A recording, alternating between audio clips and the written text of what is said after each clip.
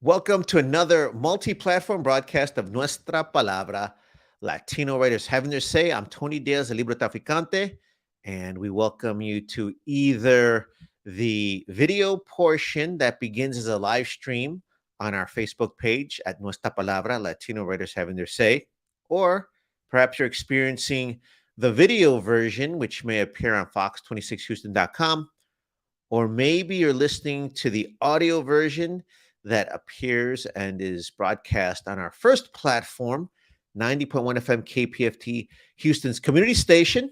And if you are one of our listeners, we hope that you will support the station and pitch in. If you can call 713-526-5738 and make a donation in the name of Nuestra Palabra, that'll ensure that we do our part to make sure that this great experiment in freedom of speech continues. You can also go to kpft.org to make a donation for your community station in the name of Nuestra Palabra, Latino writers having their say. And then, of course, we also create an audio version for podcasts, which you can find on all the podcast platforms. And of course, we hope that you will enjoy today's show and share it. Today, we're talking to our dear friend, Dr. Jesse Esparza. Hey, first of all, great to get to chat with you. I've seen you at some of our readings on the community, but thank you for coming out for this platform. So, ¿cómo estás, hermano? Oh, I'm good, my brother. Thank you for having me and for allowing me to come for a little bit and share some of this research and really providing the space, as you always do, man. You provide spaces for persons to share their work and to showcase their talent. And, I can't thank you enough. So thank you. No, and thank you so much for educating the youth, standing up for community, and congratulations on your book, which we'll be focusing on today, RAZA Schools, The Fight for Latino Educational Autonomy in a West Texas borderlands town. And I'm also proud to say that you will form part of the Texas Authors Series, which takes place at the Latino Bookstore at the Guadalupe Cultural Arts Center in San Antonio. And the showcase is every second Friday of the month, which in November falls on Friday, November 10th. This is actually in conjunction with our friends over at Macri, and we're so glad that we can team up with them with all the work they do on promoting Mexican American civil rights. And of course, also reading that night will be Alma Garcia with her new book. But we'd like to start the show off by having Dr. Esparza read an excerpt from the book, give you a taste of it, and then we'll talk about it and talk about all the amazing topics that it brings up. So, ladies and gentlemen, reading from his book, RAZA Schools, The Fight for Latino Educational Autonomy in a West Texas borderlands town, Dr. Jesse Esparza, the microphone is yours. Appreciate you. Thank you. Having little success persuading Del Rio ISD, the county superintendent, and military officials to end the transfer agreement, Homero Sigala approached TEA for help. He lodged a formal complaint to ask them if they would intervene in rectifying this wrongdoing.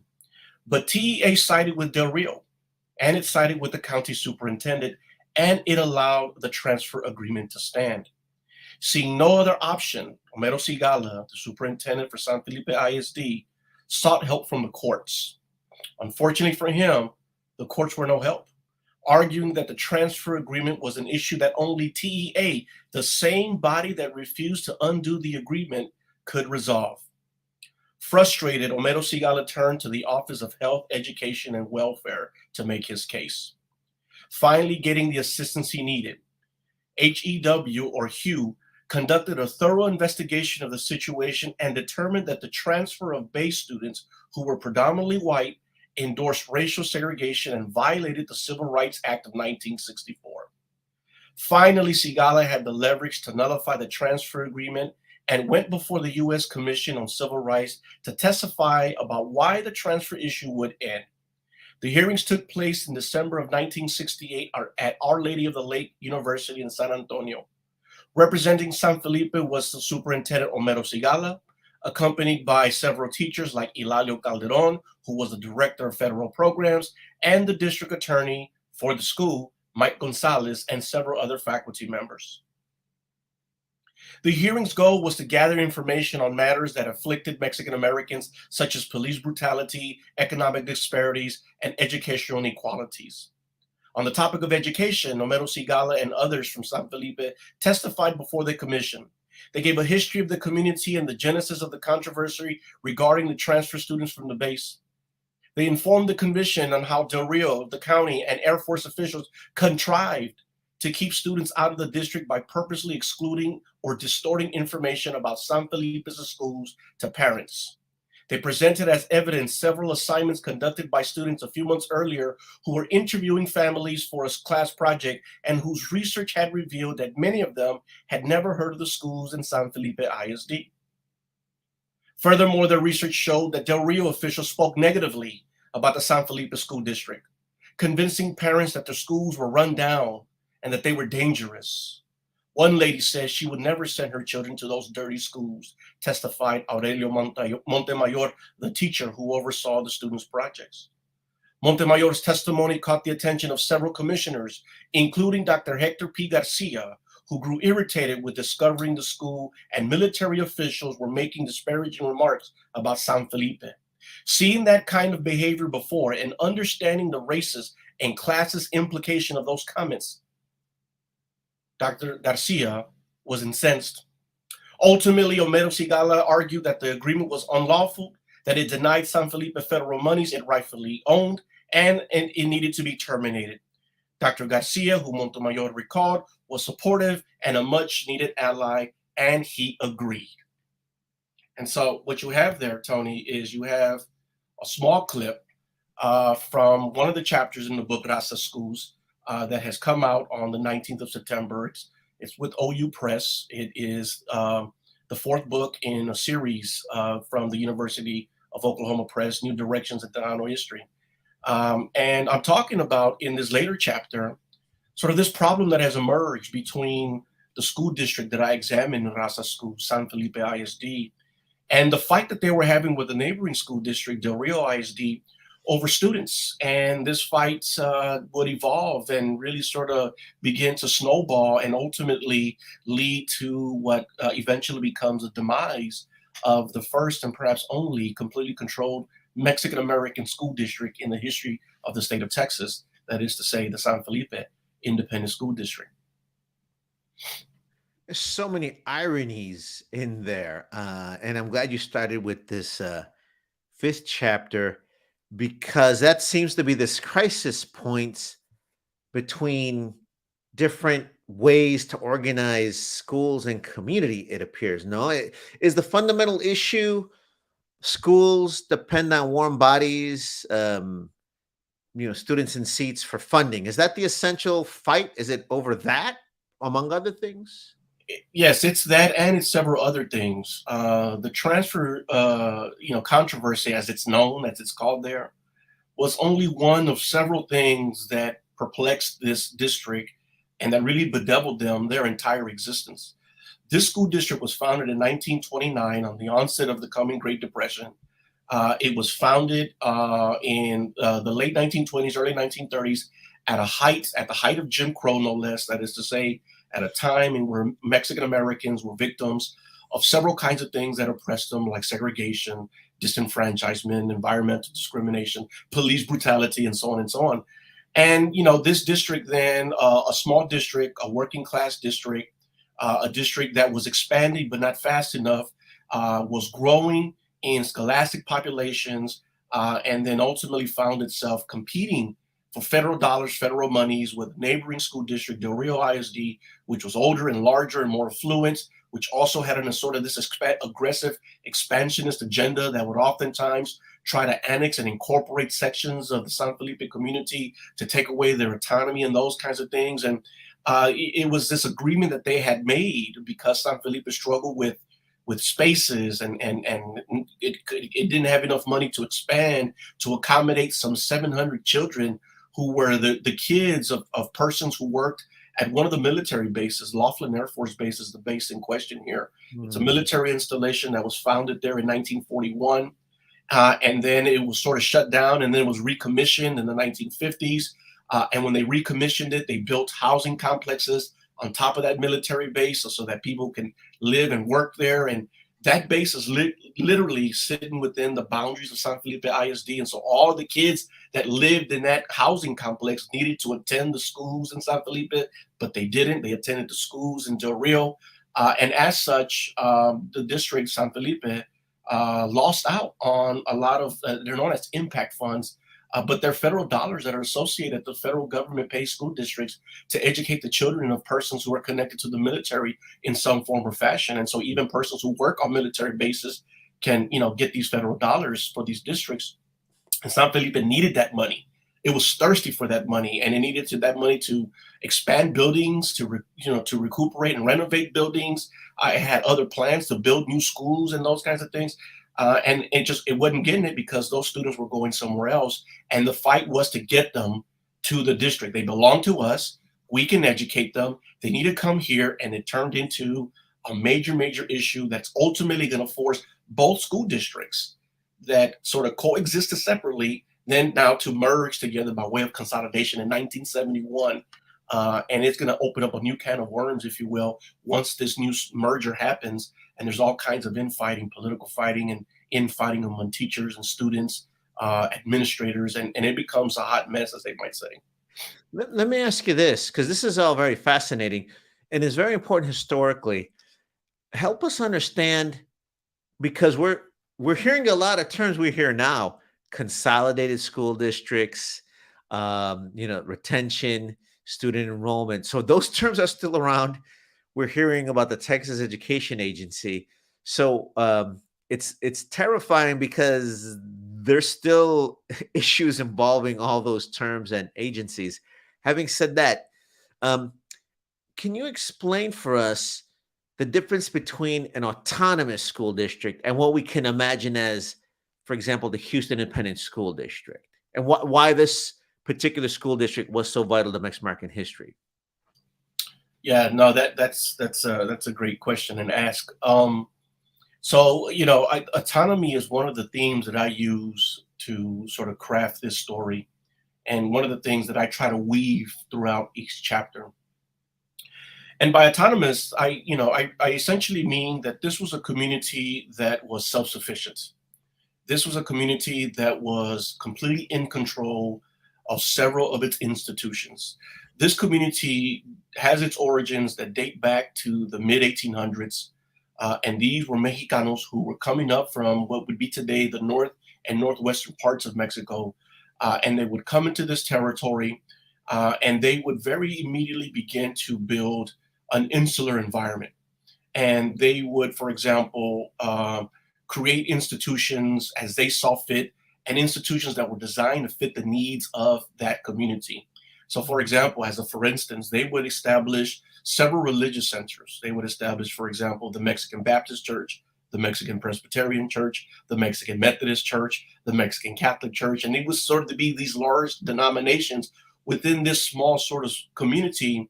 And it speaks to the religious diversity that existed and it exists in Latino communities. But these were institutions that were founded by Mexican and Mexican Americans, that were managed and run by Mexican and Mexican Americans, and that were aimed to improve and uplift the Mexican and Mexican American community.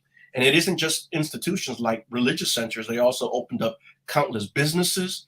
I mean, from barbershops to newspaper stands to restaurants to hotels to gambling centers. I mean, to you name it. It would maybe a business on every other block in this small residential neighborhood. And then ultimately, they would also then in 1929 found their own school district. And the school district, they would establish that as, with the same goal in mind, was to uplift the people, to provide an education for their children in where they were free from segregation, in where they were free from a hostile curriculum, in where they were free to really determine the educational destinies of their kids. And in doing so, they would then be able to provide their children with what we might consider today a liberal arts education or a STEAM and STEM education, as opposed to just providing them with a curriculum that prepared them for the service industry. As many people can tell you, those kinds of curriculums, not to speak disparagingly about those, but if that is the only thing that is being offered to this population, then that is what the issue is. What should be offered is a variety of curriculums that would prepare students to go beyond the trade if they wanted to. Mhm. And that's what San Felipe did. It prepared them to withstand the rigors of an institution of higher learning, and it would graduate high schoolers from an accredited, TEA recognized school district, and they would enroll into institutions of higher learning in places like San Antonio, like San Marcos, like Austin, and they would get degrees in business and in Mhm. economics and in advertising, and they become journalists and they become artists and they become teachers, and many of them come back to the district and work in the same classrooms that they once sat in as students.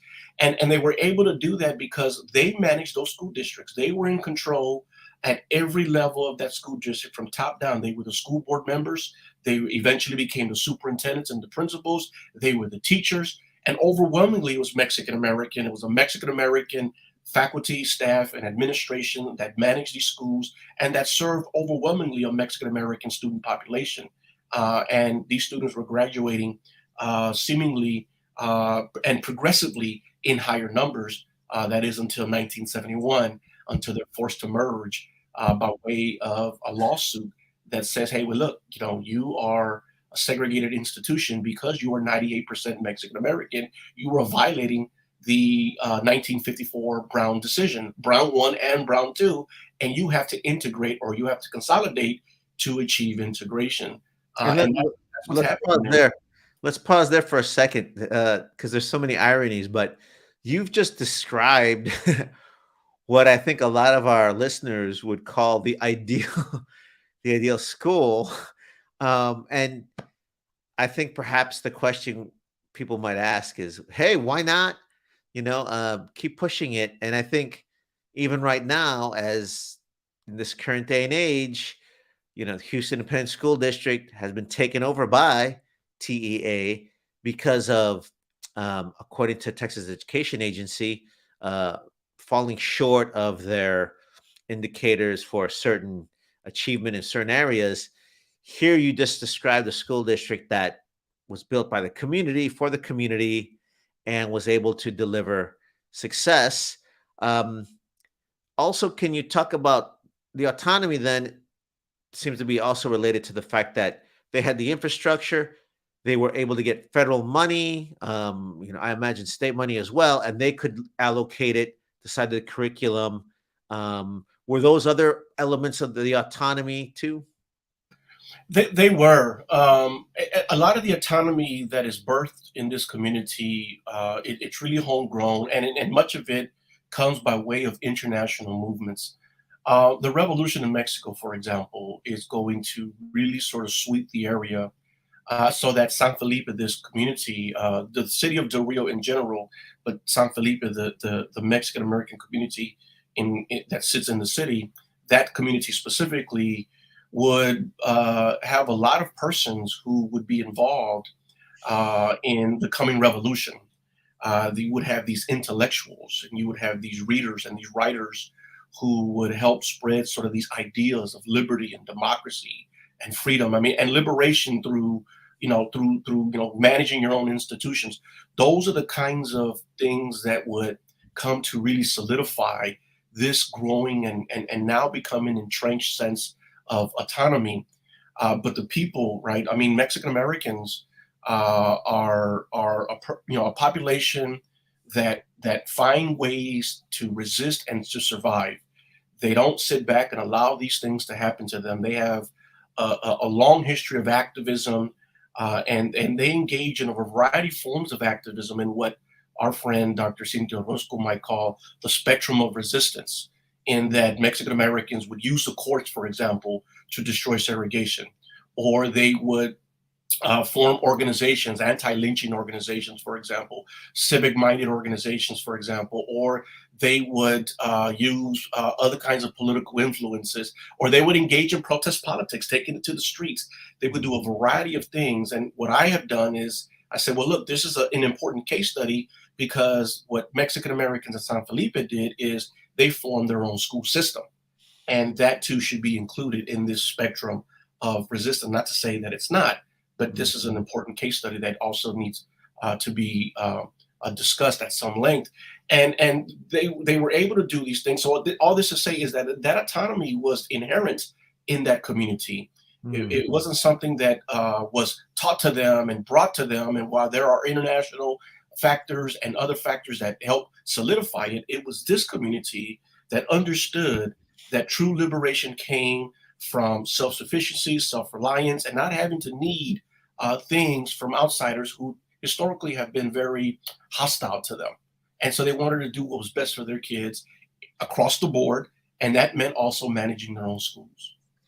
And what I really am fascinated by the picture that you paint with your writing and the research, it goes against what I believe is the current perception of Mexican American neighborhoods, Latino communities, where you may have um, parents that can't get involved in the um, uh, running of the school, are working so hard that they cannot attend the parent teacher organizations or cannot get involved in advocating for a curriculum. And I would also say that's why you've got schools that are majority Latino, where you've got Anglo parents dictating what's in the curriculum.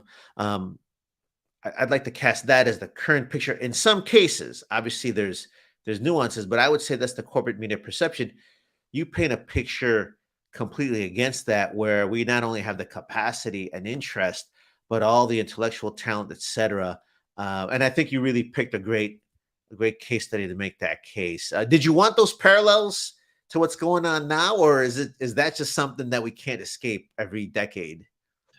No, yeah, it's just, it's something that we can't escape. And I think that the book is very timely for that reason. I think that it speaks to a moment in where a community had the formula. It had the formula to really provide an education that did two things. One is it prepared their students to withstand the rigors of college. Hmm. Two, it also prepared them to live outside of the community if they decided to move outside of that community, where they won't have the same kind of insular protection that they had in San Felipe. It prepared them also to live in what could be considered a very hostile society. And this community did those things. I mean, the community, don't get me wrong, the community struggled. It's a Mhm. working class community. They managed those buildings as best they could. Oftentimes they would get monies, and they would fund it. They would fund it through their taxes. They would vote on these bonds, and they would fund the construction of these schools. And oftentimes they knew how to apply for funds to assist in those, and they got them. It was rare, but they got it. But oftentimes what happened is the community quite literally contributed to the funding and the building of those schools. They would show up with brick and mortar. They would show up and donate tools. They would donate material. They would show up and donate their labor, and quite literally themselves with their hands and their sweat and tears, put those buildings together. They did the auditorium that way.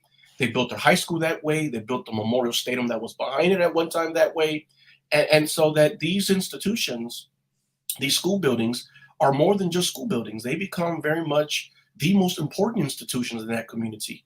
They become the city hall and the Carnegie Hall for them. They Mhm. become sanctuary when people are displaced from floods. They become the centers for cultural production. They become places where food drives and clothing drives and drives to inoculate and provide vaccines. Right, we're sort of still in the age of COVID, providing vaccines to the population who were afflicted and didn't have access to healthcare services. And so this is what these schools did. And these schools did more than just educate the kids. These schools worked and launched several kinds of campaigns to really uplift and elevate the community out of poverty, out of distress, to assist the community that was neglected, to assist the community that was oppressed by bigoted policies. This is what these schools did. And so they struggled. They were working class, but they maintained it as best they could. And they paid the bill sometimes, and sometimes they didn't, but they got it done. That is until federal government intervention. That is until politics at play is really going to disrupt sort of this idea of autonomy. And that's one of the things that I argue in this book, Tony, is that while segregation disadvantages the Latino student in very major, significant ways, in this case, integration disrupted that autonomy. Integration disrupted sort of this long practice of going up through these schools and graduating. as they now had to integrate with a neighboring school district, and the curriculum changed, faculty changed, where they sat in buildings changed, how they got to these buildings. All of those things change. And while they are in the same city and while they are in now the same district, everything seemed foreign to these Mexican American students who now have to sort of start the school year and end the school year with persons who don't look like them, with persons who don't understand them, and persons who don't maybe care to learn of their history and their culture. And that's what integration did. And again, I'm not saying that I support segregation. I'm saying that segregation, sort of disadvantages students in very major, significant ways. What I'm saying in this unique case study, it did the opposite. It disadvantaged them after they were integrated, and they seem to have a formula for making sort of this insular environment work for them.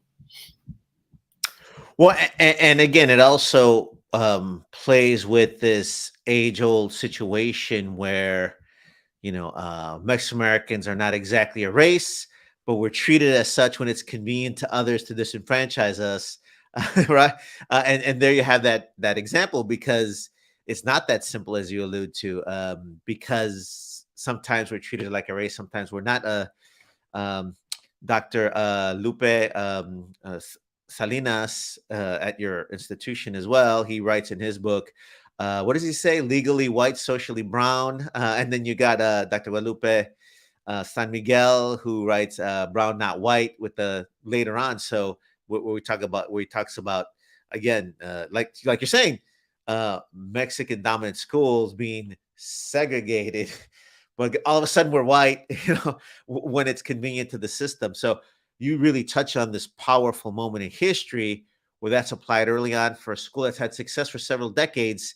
As we talk about other factors that you'd like to touch on that then help this other school district encroach on the success of this school that we may not have touched on.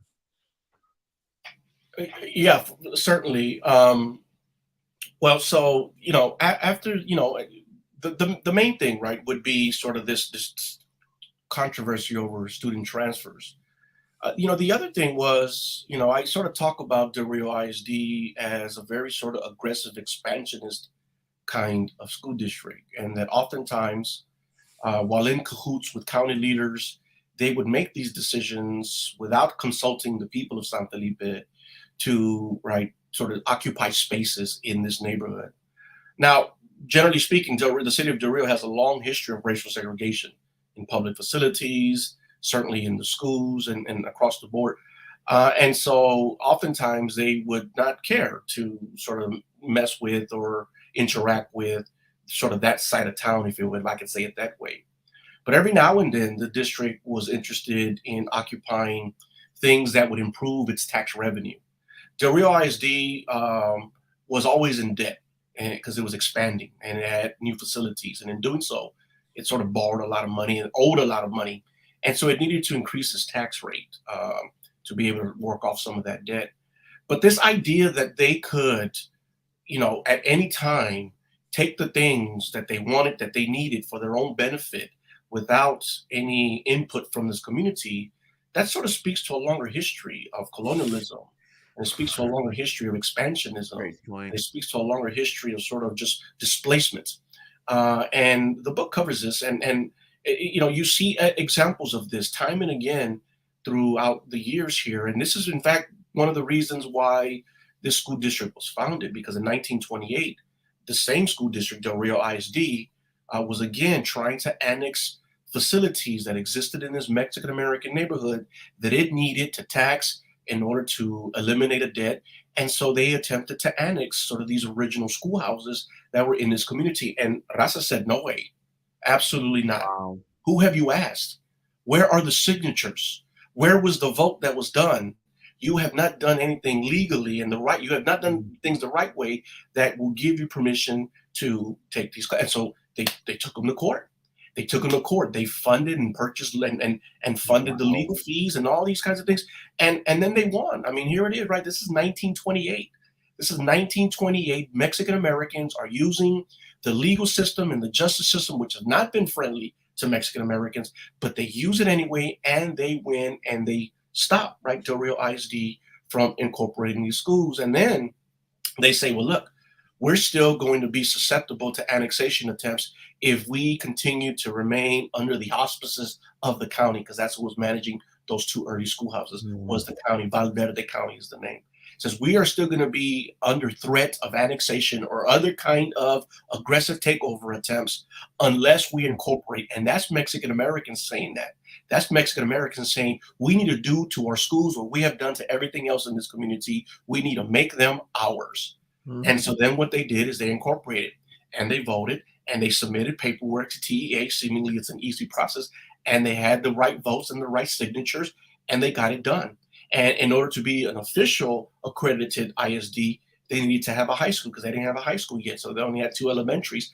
And they're called elementaries, but they serve students up until about the 8th grade. So they're elementary / middle schools in many ways. But then they built a high school and they constructed that in 1930. It's the newest building. It's a brand new building. It's a beautiful building. It's sort of, if I can describe it this way, you sort of have this central hub. Then you have these long wings and hallways that run east and west of it.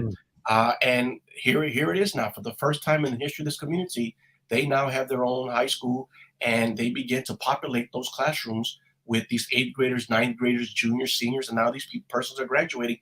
And so this is what is happening in this community. And a lot of that happens because Mexican Americans are resisting against this hostile takeover. Absolutely not. We're going to fight you, and we're going to fight you, tooth and nail. We're going to fight you, and we're going to fight you, and we're going to win. And they won. That's incredible. So we're talking to Dr. Jesse Esparza. His amazing book is titled RAZA Schools, The Fight for Latino Educational Autonomy in a West Texas Border Town. It is now out. And he will also form part of the Texas Author Series at the Latino Bookstore at the Guadalupe Cultural Arts Center. The main events there are every second Friday of the month. So this one will be the second Friday of November, November 10th. If you happen to tune in after that date, don't be too sad because that means that then you have an excuse to travel to the Latino Bookstore there in San Antonio on the campus of the Guadalupe Cultural Arts Center. And Dr. Esparza's books will be in stock. So you can also tell your friends to go there. You can share the link to this podcast and get them to get the book. And you can have a whole class on that for community centers or for your friends as well. Right now, Dr. Esparza, you were kind enough then to have another section that you want to read to us. Would love to have you share that with us and talk about it on the other end. So if you're tuning in, this is the Nuestra Palabra multi-platform broadcast on 90.1 FM, KPFT, Houston's community station. If you can support, we hope that you will go to kpft.org or call 713-526-5738 and make a donation to your Houston community station in the name of Nuestra Palabra so we can broadcast wonderful history over the air at 100,000 watts outside the classrooms. Take it into the classroom. Take it in your family library, take it in your underground library, but we're bringing it to you. So we hope that you will help us pitch in so that we can keep bringing it to you. So right now, Dr. Esparza, the microphone is yours. Thank you, Tony. This is from chapter 2. And this is when the community is forming their school district, which they argue and which I also argue is the only school district of its kind to ever be forged in Texas at the height of Jim Crow, no less. And this is an excerpt from that chapter. Because of the emerging political activity and the rise of potent civil rights movement among Mexican Americans, the San Felipe community espoused a new kind of resistance to harassment from outside forces. Following their victory in the annexation cases, Santos Garza, Hernan Cadena, and Rodolfo Gutierrez, a local lawyer and one of the founders of LULAC Council Number 18, began discussing the possibility of establishing an independent school district. While there were some doubts, most agreed that an ISD was the best method for halting any future interference from Del Rio or any other districts. And to their surprise, the process for incorporation seemed relatively easy. All that was required was a petition by the district voters asking to incorporate. And once county officials determine the request as valid, they can approve incorporation.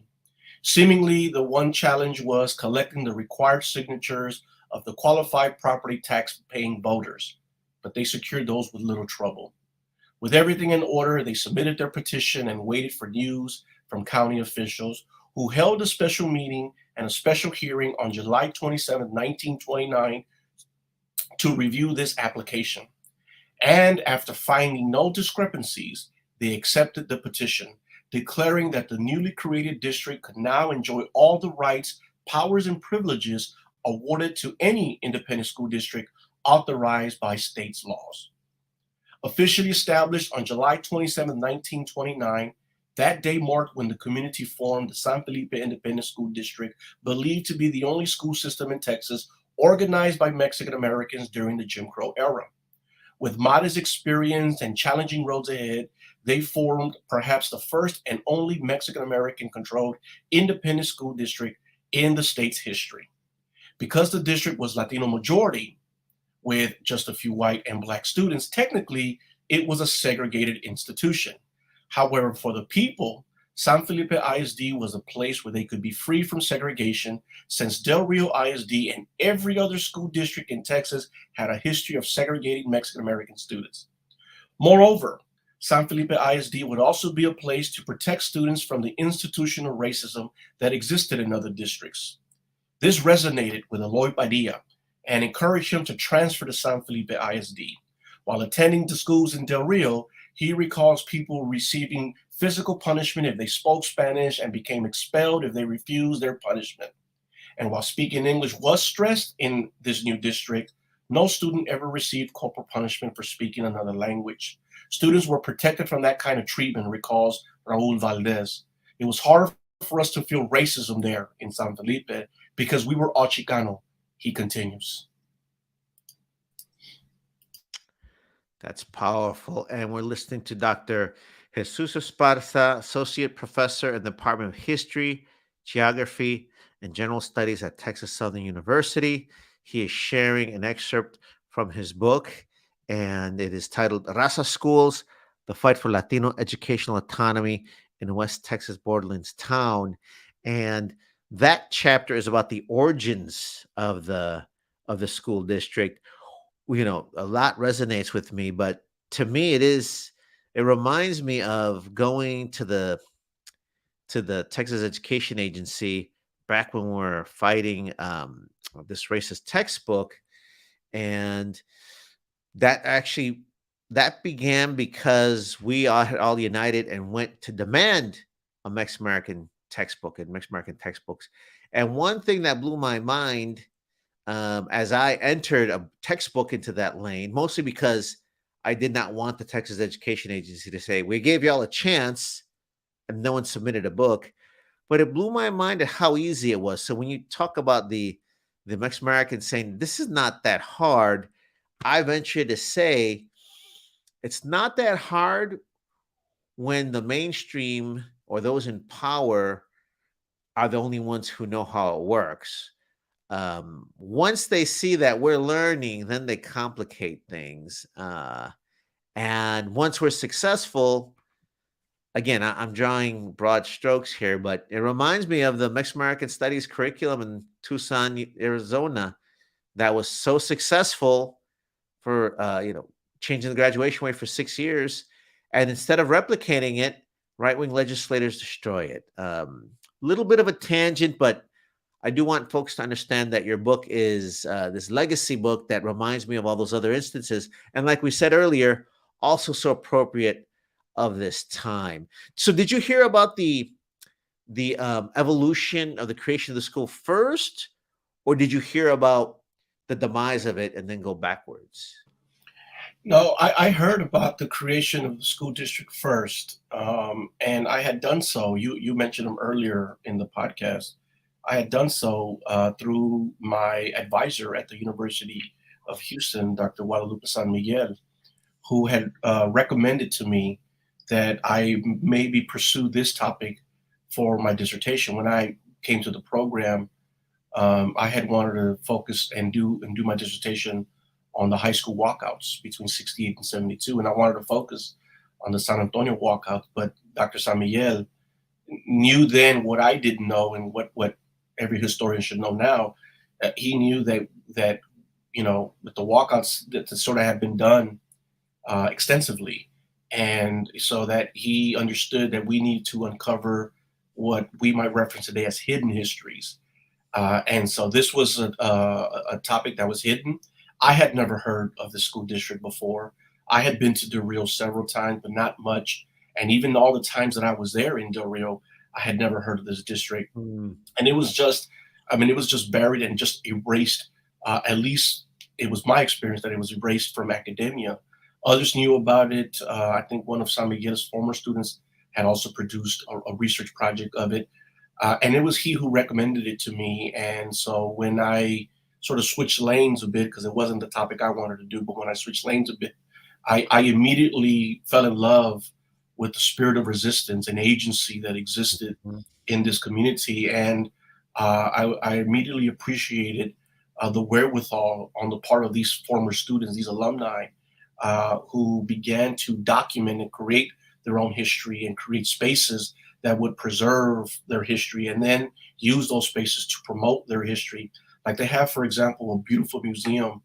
They got several museums and a library there that documents a lot of this history. But I would argue that the most extensive collection of historical artifacts and memorabilia exists in this museum, in this community. They call it a community center, but it's a museum. Is Wow. what it is. So yeah, I mean, it was. I learned about the school, and a lot of this was sort of gleaned through oral histories, because my informal introduction to this community and to the school district was through an interview. And then my formal introduction was through other people's master's theses and dissertations, presently written right in 2006 and 2008 and things like that. And then others who wrote master's theses back in 1952 who were writing about this. Wow. And these are former teachers and principals who were writing the history of these communities. And so that was my formal introduction to the history of the school district. And then my informal was a plática with a storyteller who was just kind of showing me the ropes, and kind of just walking me through a chronological order, telling me about significant moments in this community's history. And so I learned it in chronological order. Mm. And it's an interesting question you asked, because I had interviewed several persons for this project, and every time that I sat down to interview them, they immediately want to start in 1971, and I wanted to say, well, let's go back to earlier decades, and let's go back to maybe to your youth and maybe the youth of when your Mm. parents arrived or where they're from, but everyone wanted to start in 70, 71 because that was a thing that was still most sort of they still carried it was a cross that they still carried. Wow. And while that happened almost 50 years ago, for them it happened almost 2 weeks ago. And I remember in several of these interviews, that's a lot. Some of these storytellers, some of these narrators, would break down in tears and cry as they were sharing that very sort of traumatic moment in their history. I mean, these are men and women who braved the daily struggles of having to finance a school, and these are persons who were World War II and Korean Mm. War veterans and who faced fear and would cry like children as they began to explain the loss of their schools following that consolidation order in 71. But it was, it was an interesting question because it reminded me how everybody wanted to start there. And I said, well, yeah, we can start there, but I'd like to try to get sort of this, let's get this story too, because I want to talk about what gets us there. Um, Mhm. but I mean, that's how I learned about it, sort of these informal conversations with community people. That's so powerful because of like you say, you're unearthing this history. It's so alive in folks because of the crisis that even they maybe perhaps overlook the golden era. And I think for us in the modern times, it perhaps reminds us of how great our communities can be, that we do have the talent to accomplish anything, that we are intellectuals, but it appears that there's this ongoing struggle to maintain our history and culture. How powerful they're able to recover it. We've been chatting with Dr. Jesús Jesse Esparza. His powerful book is called RAZA Schools: The Fight for Latino Educational Autonomy in a West Texas border town. He will be featured as part of the Texas Authors Series 2023 at the Latino Bookstore at the Guadalupe Cultural Arts Center. Every second Friday of the month, you can count on a great event. And his presentation will take place on Friday, November 10th, in conjunction with Macri. So we're looking forward to team up for them on this excellent book. Dr. Esparza, can you tell folks how they can look up more information on the book, or perhaps find out where you're doing other readings? Yes, no, thank you, Tony. So yes, this book can be found on the website of the University of Oklahoma Press. That's oupress.com. They have where you can purchase there electronically, or you can call the 1-800 number that you'll see there on the website. You can buy it at any other bookstore chains that can carry it. If you're okay, if your listeners are okay with purchasing from Amazon, I know that Amazon carries it. I would also maybe ask that you ask your local libraries to get this book, and ask your local bookstores to get this book. I think that, and not just this book, I mean, all the books that you have heard about on this podcast, all the books that you know that are banned books. Let's do our part to make sure that these are still being read and that we still have access to them. And that would go a great way to really help sort of continue this sort of long history of spirited resistance and resistance against erasure, because that's what this community was doing. It was fighting against erasure in forming this organization and running this museum, and then now creating spaces for me to come down and give book talks. And to your second point, Tony, I will be in Del Rio this Saturday, Wow. 21st, at the library, at the Valverde County Library, doing a book talk and a book signing. Cool. And a lot of the research that I did in that facility. And now the facility is asking me to come and share some of the findings with them, and people will be there to get their books, to get their signatures. They make me feel like a rock star. Right? You are. You are. But yeah, I would be there on the 21st. I'm going back to Del Rio in November. And I'll be there on the 18th, and I'll be at another site in the city at the museum, the Whitehead Memorial Museum that's there, where I conducted a lot of the research as well. Ms. Barbara Galvan at the Valverde County Library has been super instrumental. She reminds me in many ways of you, Tony. And then Mr. Michael Diaz over at the museum has been a pleasure to work with, and he's super supportive of this work as well. And I just, these are not easy conversations to have sometimes, but I appreciate the space that you, Tony, and others have provided me to share this work. It's important work, and I should not be the only one that knows about San Felipe. And this should not, I want somebody to say one day, wait a minute, you're wrong, Esparza. That district is not the only district that is the first of its kind. I found another one, and I want people to find others, and then others, and then others, and others, so that we realize that Mexican Americans are doing this everywhere, not just in the borderlands. Well, let's see who takes up your challenge. We appreciate your passion and your brilliance for this topic. And it's so exciting to see it come full circle, where you're going back to the very community that you're archiving and adding new life to this story. So thank you for all you do. We look forward to your continued success. We look forward to spreading the book. And this is all about community culture capital. So on that note, I do want to give a shout out to our crew. Rodrigo Bravo is our sound engineer, who makes us sound great through his skills with audio. Well, I want to also thank Roxana Guzman, who's our multi-platform producer, and all the other organizers, workers, and artists that we work with. Of course, we want to thank KPFT, Houston's community station. I want to give you one last chance, perhaps for now, to do a donation to the station in the name of Nuestra Palabra, Latino Writers Having to Say. You can go to kpft.org or call 713-526-5738 so that we can broadcast across the fourth largest city in America some of this hidden history that we want to make known. I'm Tony Diaz, the Librotraficante. So glad to join you and looking forward to seeing you behind the book. Thank you, Jesse. Thank you to our listeners. Thank you to the crew. Nos vemos till next time. Bye.